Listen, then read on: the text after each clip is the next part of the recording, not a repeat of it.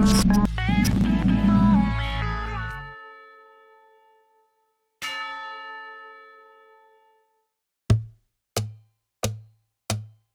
kita bicara kesalahan yang mungkin dilakukan selama kita melakukan atau melaksanakan perencanaan keuangan adalah yang pertama ya, dan sering dilakukan adalah kita terlambat untuk melakukan perencanaan keuangan.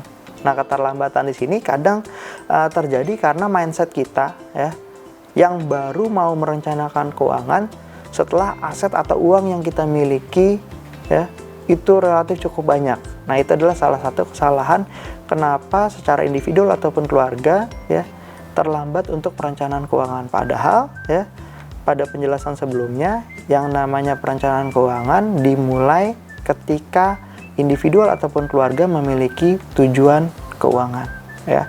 Nah, yang kedua ya, terlalu banyak nih pilihan alternatif ya rencana keuangan atau tujuan keuangan yang mau kita capai. Ya, akibatnya apa?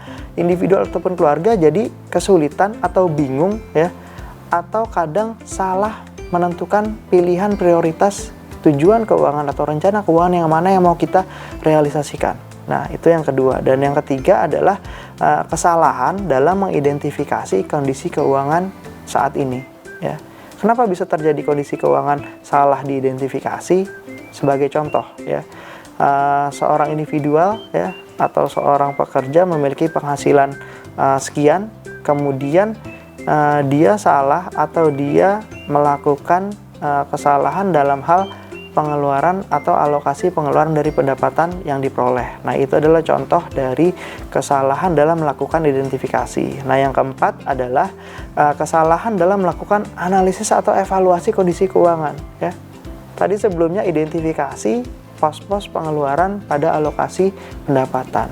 Nah, setelah melakukan kesalahan, artinya identifikasinya kurang tepat, ya, sehingga menyebabkan analisis dan evaluasi dari kondisi keuangan sekarang itu menjadi kesalahan, ya. Artinya kesalahan di sini mungkin harusnya dia defisit dari sisi alokasi arus pendapatan, arus kas, di sini malah jadi positif. Nah, jadi negatif. Nah, di sini mengakibatkan strategi atau implementasi dari keuangan yang akan direncanakan atau yang akan direalisasikan oleh individual itu menjadi tidak tepat ya. Nah, itu adalah kesalahan dari yang biasa dilakukan oleh individual terhadap perencanaan keuangan.